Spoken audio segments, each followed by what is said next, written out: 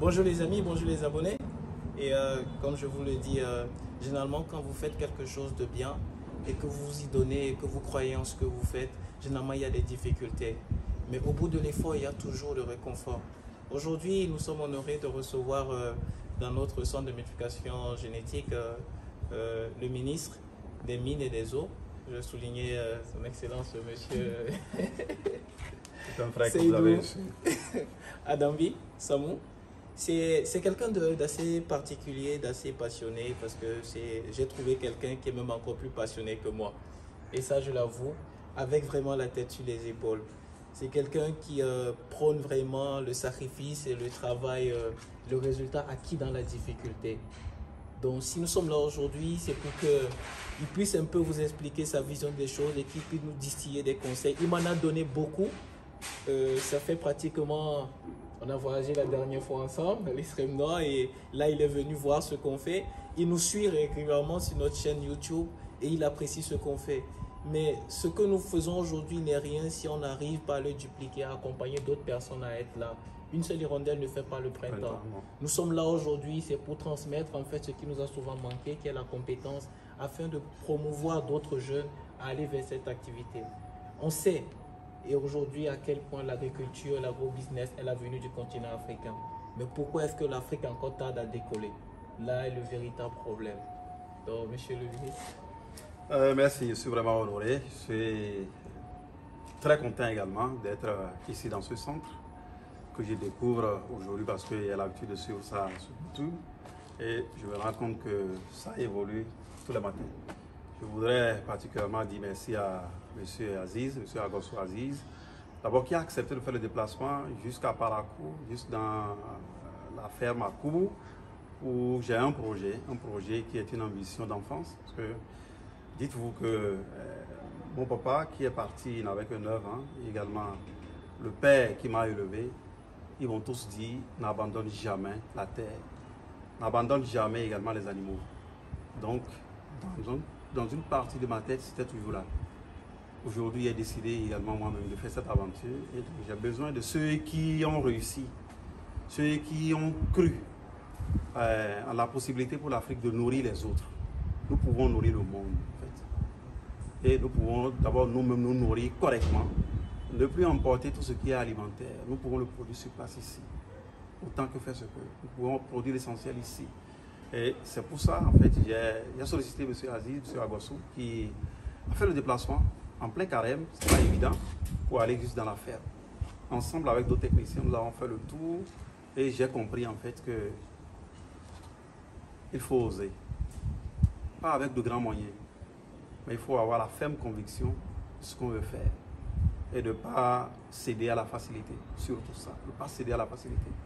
Ce n'est pas du jour au lendemain parce que ce projet dans lequel il est aujourd'hui, ça n'a pas commencé il y a 2 ans. Il a connu des moments difficiles, mais il n'a jamais abandonné. Aujourd'hui, il est une référence, pas seulement au Bénin, dans la sous-région, mais à l'extérieur. C'est ça les valeurs que nous devons pouvoir construire nous-mêmes et croire en nos potentialités. Nous avons les bases essentielles qu'il nous faut pour réellement entreprendre. Pas de gros moyens. L'État accompagne aujourd'hui. Mais tous nous voulons avoir des projets qui vont tout à l'heure commencer par produire. Ce n'est pas évident. Parce que tout ce qui est facile n'est pas bon. Il faut l'abandonner. Tout ce qui est facile est mauvais. C'est mauvais pour la santé, c'est mauvais pour la vie, c'est mauvais pour la survie, c'est mauvais pour tout ce qui est facile. Ce que vous obtenez gratuitement, sachez bien que c'est un poison. Parce que dans la vie, il faut tomber pour apprendre à se relever, pour apprendre à se remettre debout. Certes, nous sommes arrivés sur les 4 pattes, d'abord sur les fesses, sur les 4 pattes, on a commencé par marcher, mais on est tombé à maintes reprises avant de savoir nous tenir debout véritablement et courir avant que nos mamans ne nous lâchent. C'est exactement la vie. Dans la vie, on ne finit jamais d'apprendre, on ne finit jamais de grandir. Jusqu'à notre dernier souffle, on sera toujours dedans. C'est pourquoi j'encourage tous les jeunes qui le suivent, si possible, demander ses conseils, même son appui. Il peut leur donner ça gratuitement. Il n'a pas besoin d'être payé pour ça, surtout quand c'est ceux qui viennent après lui. Il sait qu'ils n'ont pas de moyens. Il peut leur dire, voilà le conseil. Si tu veux faire ci, voilà en fait le sacrifice que tu auras. Et de ne pas penser que Aziz est arrivé du jour au lendemain, non. C'est une marche de longue haleine. Il est parti, ce n'est pas 10 ans. pour être dans le centre où nous sommes aujourd'hui, pour être ce contact de l'Afrique de l'Ouest aujourd'hui en la matière, dans son centre d'incubation. Des lapins que je n'ai jamais vus, pour quelques semaines, qui ont au-delà de 3 kilos, ben, c'est formidable. Qu'est-ce que nous pouvons demander d'autre que de multiplier de ces centres-là à travers le Bénin? Nous avons déjà nous avons un contact, pas seulement pour les lapins, même pour le bovin, les ovins, même pour la volaille. Il a tout, il nous a démontré partout, il a fait ses expériences au-delà de nos frontières. Nous-mêmes, cette valeur, il faudrait qu'on puisse réellement l'exploiter dans notre pays.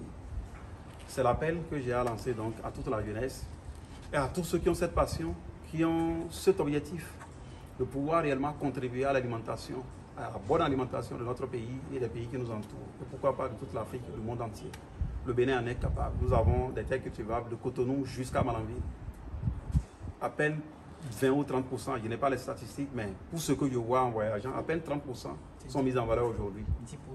C'est 10%. Ouais. Le reste, ça nous attend en fait. Ce dicton d'un vieux que j'ai connu quand il était tout petit encore à Niki, c'est écrit sur sa bâchée, la terre ne ment pas. La terre ne ment pas. Et elle ne ment vraiment pas. Voilà donc, M. Aziz, bon courage et merci infiniment pour ce que vous faites ici avec vos collaborateurs.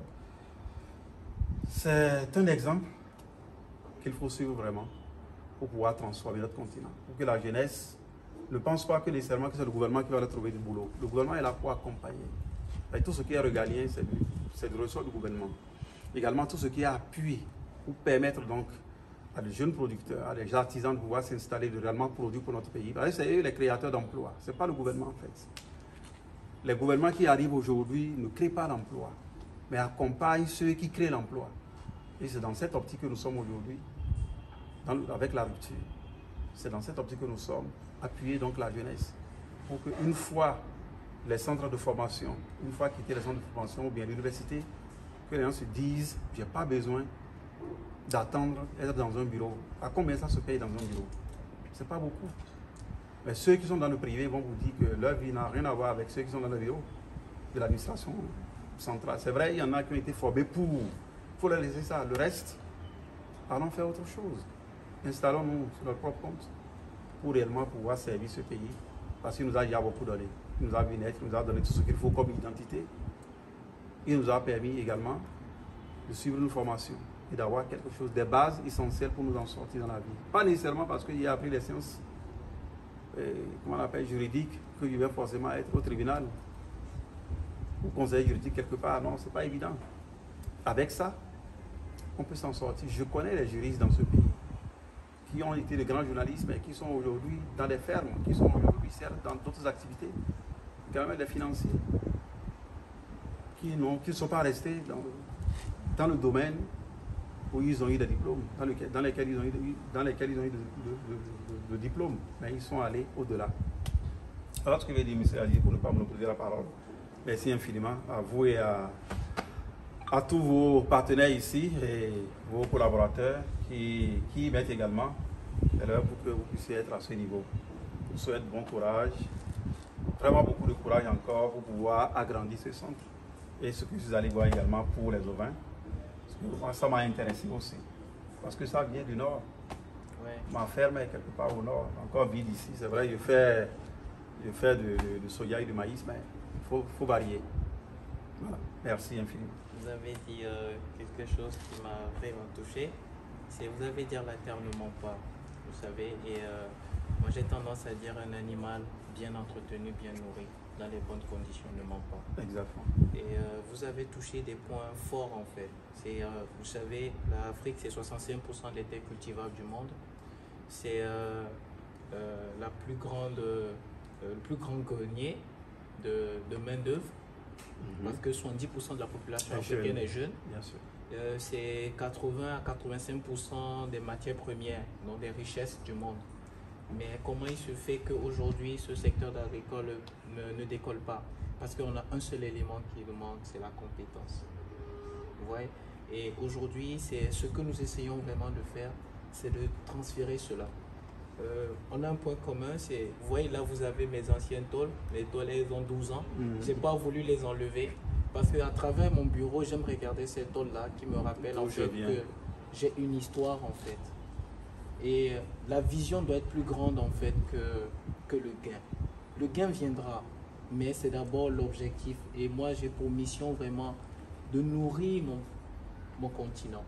Aujourd'hui, comme vous l'avez dit, nous sommes sortis, nous sommes allés acquérir des compétences, mais nous avons le souci parce qu'on est patriotique. J'ai cette responsabilité-là aujourd'hui de vraiment militer, de combattre aux côtés de mes jeunes frères pour pouvoir régler cela. Vous savez, le nouveau slogan, c'est du nouveau quinquennat du président, c'est le développement, ça y est. Donc ça veut dire qu'il faut oser, il faut se lancer. Et le ministre de l'Agriculture a tendance à me répéter ça. C'est un papa, il est très dynamique. Il encourage d'ailleurs tous ses collègues, il encourage tous à aller à la terre. Voilà. Bien sûr, parce qu'il y en a et ça attend. On va s'y mettre et croyez-moi, aujourd'hui on est déterminé. On va, et par la grâce d'Allah, en ce mois de carême, on trouvera toujours la force nécessaire pour pouvoir y aller. Et aujourd'hui, avec des grands frères comme vous qui nous soutiennent derrière, et on est convaincu que le résultat sera vraiment impeccable à l'arrivée. Vraiment, merci pour le déplacement, merci pour la considération et on se dit à la prochaine. Il y a de la bonne viande de lapin. Ouais, ça c'est sûr. C'est voilà. La meilleure viande. Sachez que je suis désormais un abonné. Merci. Il lancerai mes commandes ici. Mon cher ami,